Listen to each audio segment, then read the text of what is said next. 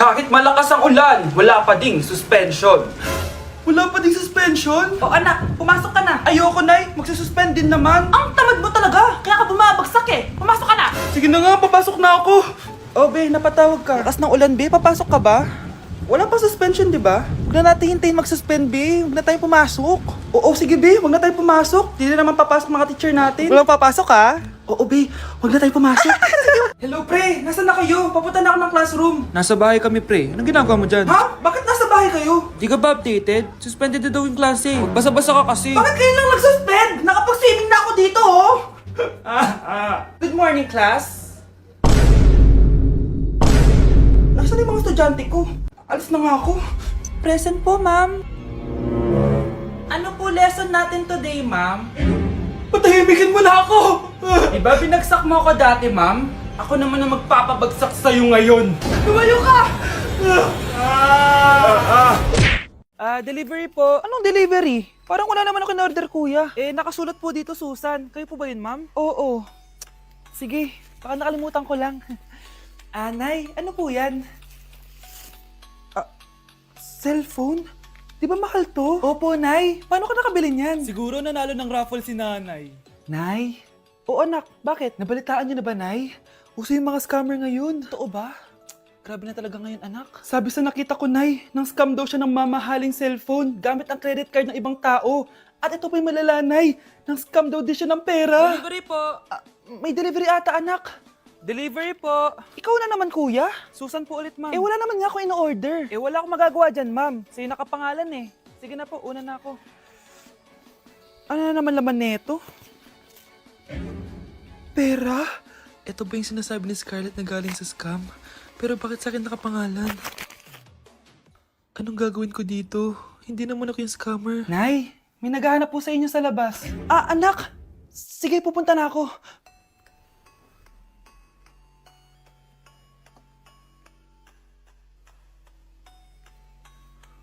Hello po. Ano pong kailangan nila? Kayo po ba si Susan, ma'am? May natanggap po kasi akong report na kayo daw po nangi-scam. Scammer? Hindi ako scammer, Ma'am, sa'yo nakapangalan ng mga parcel. Kaya sumama ka na sa amin. Hindi nga ako scammer!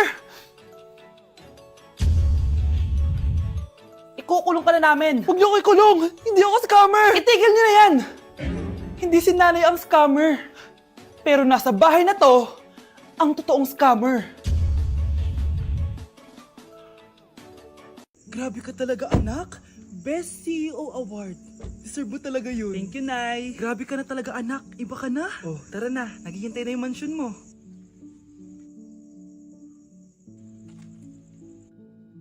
Hoy, ikaw. Wala ka mararating sa buhay. Alam mo kung bakit? Kasi mahirap lang pamilya mo. Ang malas mo naman, pinanganak ka mahirap. Akala mo ba makakaahon kayo sa kahirapan sa pag-aaral mo? Sa panaginip mo. Kaya kung ako sa'yo, mag-drop ka na. Kasi wala ka naman mararating.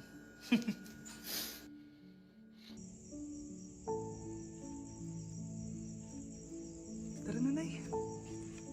Mga anak ko, I got a new bag! Nay, bumili ka na naman? Ilang araw na tayong walang makain. Tapos inunan mo pa yan? Nay, nagugutom na ako. Kayong dalawa, wala kayong karapatang magreklamo, ha? Alak lang naman kayo ng tatay niyo sa una niyang asawa. Tatawag ko kay tatay. Akin na yung cellphone mo. Hinding-hindi mo na ito makukuha sa akin! Ate, natatakot na ako sa kanya. Eto, kumain ka na. Ate, ganito na lang ba talaga buhay natin? Hindi. Hahanap ako ng paraan para makausap si tatay. Love, padala ka naman ng 50,000, oh. Magbabayad kasi ako ng tuition ng mga anak mo. Tapos, ang dami pa nilang pinapabili. Tay, hindi totoo yan! Sinungaling siya! Wala na siya. Akala mo talaga makakasumbong ka? Talagang sinusubukan mo ko, ha? Walang iya ka talaga, tita! Ayan, diyan kayo nababagay. Ikukulong ko kayo dito. Wala akong pake kung anong mangyari sa inyo. Tay, tulungan mo kami. Ate, mamamatay na ba tayo dito? Tiwala lang, Kyle. Kakayanin natin to. Kyle? Ang taas ng lagnat mo. Tita, tulong! Dali natin sa hospital si Kyle! Ang ingay naman ng mga yun. May bago na naman akong bag. Kyle! Delivery po. Salamat naman, dumating na yung bago ko cellphone. Oh, ano pa ginagawa mo dyan? Binayaran ko na to sa online. Tama nga sila. Inuubos mo lahat ng pera ko sa mga luho mo. Ha? Ramon? Umuwi ka? Kukulong ko kayo dito. Wala akong pake kung anong mangyari sa inyo. Grabe ng pinagagawa ng babaeng to. Ginagawang hayop ang mga bata. Ramon, kailangan mo nang umuwi dito. Walang iya talaga yung si Rosa. Lumayas ka na dito, ah. Ayaw ko makita yung pagmumukha mo. Tsaka lahat ng mga pinambibili mo, bayaran mo to sa akin. Tapos na ang maliligayang araw mo. Scarlett! Scarlett! Tay! Kyle! Okay na si Kyle. Buti na lang, agad niya siya nadala dito. Sorry mga anak. Kung alam ko lang, uuwi ako agad. Tay, ang importante, nandito ka na. Yay! Nandito na si tatay! Makakain na ulit tayo ng masarap, ate! Huwag kayong mag-alala, anak. Hinding-hindi na kayo malalapitan ng babaeng yon. Pangako. Ganda ko dito, oh. Sino yun? Nasaan na yun? Bata, okay ka lang ba? Kanina ka pa kasi nakatayo dyan eh. Pwede mo ba ako tulungan?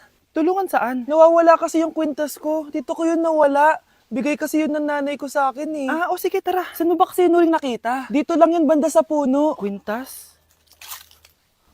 Kanina pa ako paikot-ikot dito sa punong to. Wala namang kwintas eh. Sure ka ba? Bata? Walang yung batang yun na. Iniiwan ako dito. Pinaglalaroan lang ata ako. Uwi na nga ako. Hi, Scarlett. Kagulat ka naman. Paano ka nakapasok dito sa bahay namin? Tara, hanapin na natin yung kwintas. Saan ka ba kasi pumunta kahapon? Bigla ka nawala eh. Hindi ko din alam eh. Oo, tara, hanapin na natin yung kwintas mo. Yay! Anong kulay ba kasi yun? Kulay silver yung kwintas. Silver? Kanina pa ako naghahanap dito. Parang wala naman silver na kwintas dito. Bata? Iniwan na naman ako. Andito ka lang palang bata ka? Ang ginagawa mo dyan? Nay, hinahanap ko yung kwintas ng batang kasama ko. Umuwi ka na. Magagabi na oh. Sige, Nay. Nay, yan ata yung kwintas na hinahanap ng bata. Ba't nasa iyo yan? Wala to anak. Tara, uwi na tayo. Nay, saan mo ba talaga galing yung kwintas na yan? Itong kwintas na to anak, special to sa akin dahil galing to sa kapatid ko.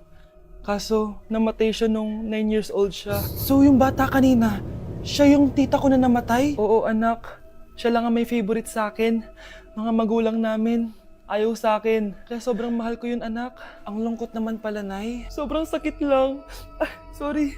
Tama na yun, Nay. Nanay mo yung pumatay sa akin, Scarlett.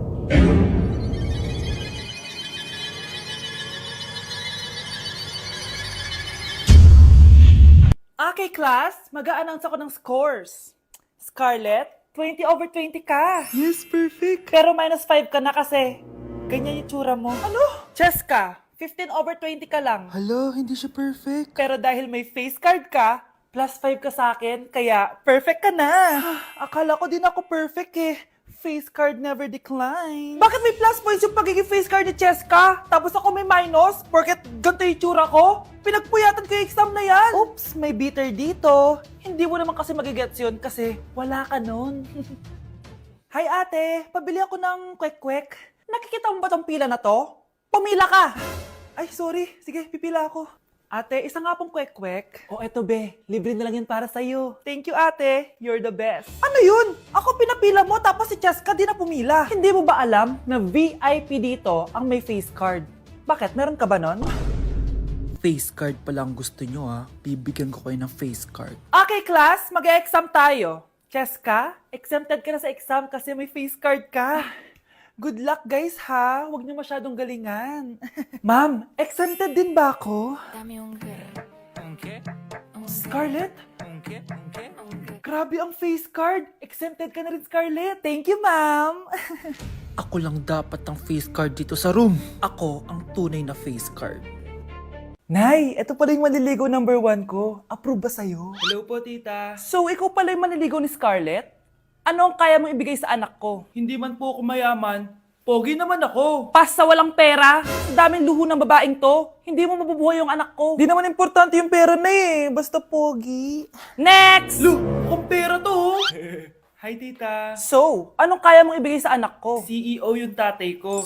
Meron po kaming sports car, tapos malaki po yung bahay namin. Mayaman pero mukhang mabaho. Charger to ah! Bibigyan sana kita ng 1 milyon. Bahala ka dyan. 1 milyon? Hoy, babalik ka dito! Nay, puro ka next. Gustong gusto ko na magka-jowa. Siyempre, gusto ko yung perfect na lalaki para sa'yo, anak. Hello po, tita. Oh, anong kaya mo ibigay sa anak ko? Hindi po ako mayaman, tita, at hindi rin po ako sobrang gwapo. Pero malinis po ako sa katawan, at marunong din po ako maglinis ng bahay at ng mga plato. Wow! Ganito yung gusto ko lalaki para sa'yo, anak. Kaya etong award-winning Wise Cleaner ang gamit ko kasi ito ang the best dishwashing liquid kit. Tara, samahan niyo ako gumawa ng dishwashing liquid. Nabili ko nga pala tong kit na to for only 250 pesos at ito yung mga laman niya. Siyempre, importanteng basahin niyo muna yung instructions. At ayun na nga, nag-umpisa na tayo. Naglagay lang ako ng 14 liters sa timba namin. At ang unang nilagay ko ay itong bubble booster. Susunod ay nilagay ko na rin yung surfactant. So kailangan paikot niyo tong ilagay. O diba, para ka lang nagluluto. Nag-set lang ako ng timer for 20 minutes para hintayin matunaw lahat ng ingredient. Pagkatapos nun ay haluin nyo na mabuti at ilagay nyo na yung premix bottle. So ito pala nabili ko ay calamansi flavor at ito na yung magiging kulay ng dishwashing liquid natin. Nilagay ko na rin pala yung thickener para maging malapot na yung dishwashing liquid natin. Pero dahan-dahan lang guys ha. At ayun, tinakpan ko na at babalikan natin for 24 hours. So mukhang okay na at bumili din ako ng mga bote. Dito ko ilalagay yung mga dishwashing liquid. Naisip ko lang na perfect pala to maging business kasi madali lang gawin at madami ka rin magagawa. Nagprint lang ako ng mga stickers at ayan, pwede na natin siyang ibenta guys. Kung ako tatanong